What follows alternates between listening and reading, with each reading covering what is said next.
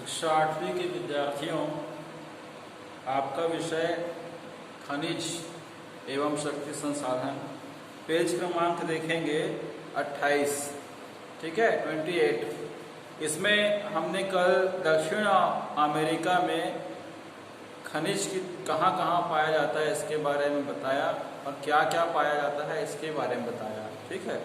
आज हम पढ़ेंगे अफ्रीका, ऑस्ट्रेलिया और अंटार्कटिका। ये तीन देशों में किस प्रकार के खनिज पाए जाते हैं। तो सबसे पहले अफ्रीका के बारे में मैं आपको बताना चाहूँगा। अफ्रीका खनिज संसाधनों में धनी है। धनी है मतलब बहुत ज़्यादा पैसे से मजबूत है। अफ्रीका में खनिज संसाधनों में धनी है। अब क्यों धनी है? क्योंकि यहाँ पर हीरा, सोना, प्लेटिनम का विश्व में सबसे बड़ा उत्पादक देश है। अफ्रीका क्या है? उनकी जमीन के अंदर हीरा, सोना, प्लेटिनम और प्लेटिनम विश्व में सबसे ज्यादा निकलता है। दक्षिण अफ्रीका, जिम्बाब्वे और जायरे विश्व के सोने का एक बड़ा भाग उत्पादित करते हैं।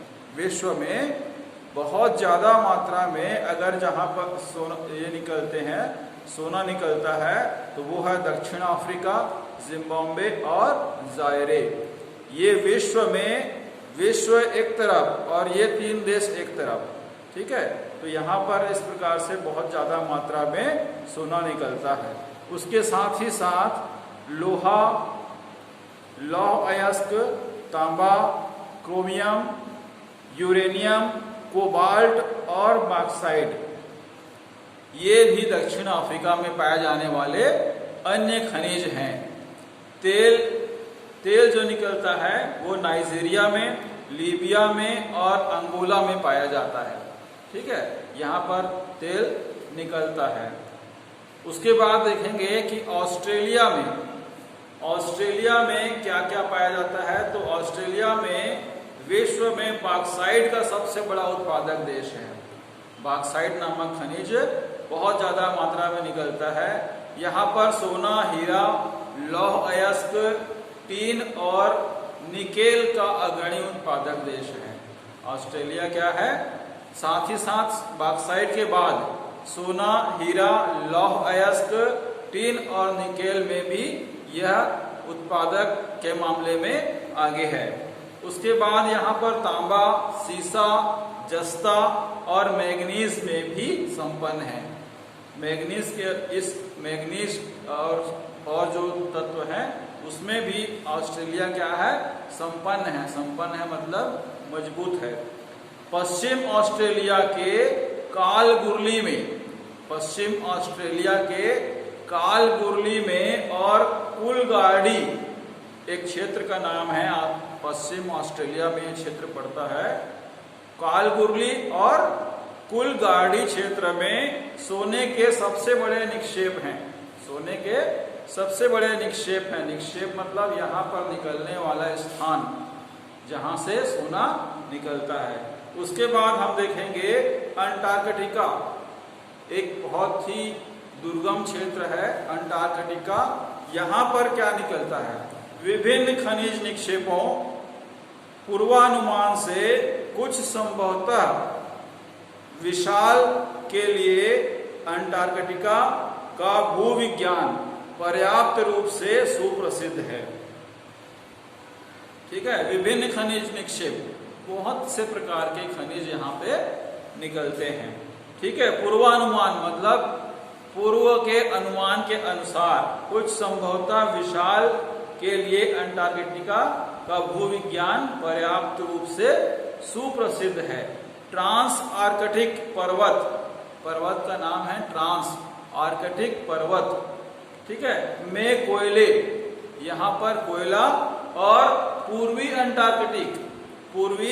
अंटार्कटिक में प्रिंस चार्ल्स पर्वत के निकट, पर्वत का नाम है प्रिंस चार्ल्स पर्वत के निकट लोहे के महत्वपूर्ण मात्रा में निक्षेपों का पूर्वानुमान किया गया है। अनुमान लगाया गया है कि प्रिंस चार्ल्स पर्वत के नीचे उसके आसपास लोहे के बहुत ज्यादा मात्रा में निक्षेप का अनुमान है। उसके साथ ही साथ इस क्षेत्र में लौह अयस्क, सोना, चांदी और तेल भी वाणिज्यिक मात्रा में उपलब्ध हैं। वाणिज्यिक मात्रा में मतलब व्यापार के लिए, व्यापारिक क्षेत्र के लिए। वाणिज्यिक मतलब व्यापार के क्षेत्र के लिए, व्यापार के लिए यहाँ पर क्या है, लौह अयस्क भी निकाला जा सकता है, सोना चांदी के साथ साथ तेल भी पर्याप्त मात्रा में उपलब्ध है। ठीक है, तो आपने यहाँ तक समझ लिया। पुस्तक में पढ़ लीजिएगा, देख लीजिएगा, पेज क्रमांक 28 में इसका पूरा विवरण दिया हुआ है। और अब हम देखेंगे कि भारत में खनिज का वितरण कहाँ कहाँ है। भारत में करीबन 29 राज्य हैं। उन राज्यों में कहाँ कहाँ पर किस किस प्रकार के खनिज पाए जाते हैं, इसके बारे में हम आपको कल अध्ययन करके बताएंगे। इतना ध्यान रखिएगा कि पढ़ाई के समय आप पुस्तक हाथ में रखिए।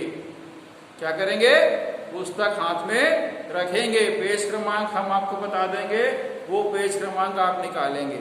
ठीक है, आज के लिए इतना ही काफी है। कल हम देखेंगे भारत में खनिजों की वितरण व्यवस्था, मतलब भारत की जमीन के नीचे बहुत गहराई में क्या क्या खनिज हैं जिनका उपयोग करने के लिए हम उसे निकालते हैं, बड़ी बड़ी फैक्ट्रियां निकालती हैं। ठीक है, आज के लिए इतना ही।